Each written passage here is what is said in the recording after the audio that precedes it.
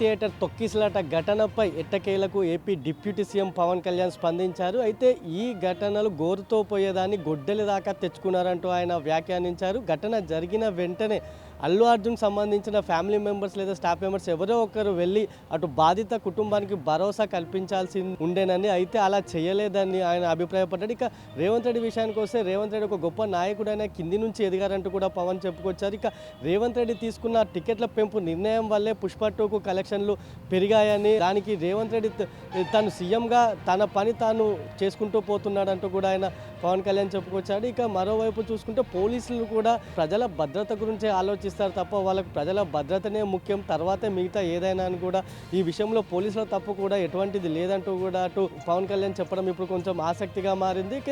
ఈ విషయంలో ఏదైతే ఘటన జరిగిన వెంటనే రెస్పాన్స్ అయ్యి ఉంటే అటు అల్లు అర్జున్ కానీ లేదంటే వారికి సంబంధించిన ఎవరైనా రేవతి కుటుంబాన్ని కల్పించి వారికి తాము అండగా ఉన్నామని ఒక భరోసా అనేది ఇస్తే ఇదంతా ఉండకపోయేది అనేది కూడా ఆయన అభిప్రాయపడ్డారు. ఇంకా అంతేకాకుండా అటు గతంలో జగన్ ప్రభుత్వం సినిమా ఇండస్ట్రీ పట్ల వివరించినట్లుగా రేవంత్ రెడ్డి వ్యవహరించడం లేదని తను ఉదారంగా అంటున్నాడంటూ కూడా అటు పవన్ కళ్యాణ్ చెప్పుకొచ్చారు. ఇంకా అంతే కాకుండా మరోవైపు చూసుకుంటే ఈ ఘటనలో ఓన్లీ అల్లు అర్జున్ ఒక్కనే టార్గెట్ చేయడం కరెక్ట్ కాదని, సినిమా ఇండస్ట్రీ అనేది అంతా ఒక యూనిట్గా చెప్పుకుంటారు. అట్లాంటప్పుడు ఒక్కనే అటు బాధ్యత చేయడం కరెక్ట్ కాదంటూ కూడా ఆయన అభిప్రాయం. ఏది ఏమైనా పవన్ కళ్యాణ్ ఏదైతే రేవంత్ రెడ్డిని ఒక గొప్ప నాయకుడు అని కీర్తిస్తూ అదేవిధంగా ఇక్కడ ఒక న్యూట్రల్గా పవన్ కళ్యాణ్ వ్యాఖ్యానించిన విషయం మనం అర్థం చేసుకోవచ్చు. అటు అల్లు అర్జున్ సైడ్ కాకుండా ఇటు రేవంత్ రెడ్డి సైడ్ కాకుండా నార్మల్గా అక్కడ జరిగిన విషయాన్ని పవన్ దాని అభిప్రాయాన్ని వెల్లడించి తన కోణంలో ప్రస్తుతం విశ్లేషించినట్లుగా కూడా నిపుణులు చెబుతున్నారు. ఏదంటే అక్కడ జరిగిన ఘటనను చూస్తే హీరో ఒక్కసారి థియేటర్కి వెళ్ళేటప్పుడు అక్కడ స్టాఫ్ కానీ ఎవరైనా ఆయనను హెచ్చరించాల్సి ఉండేదని,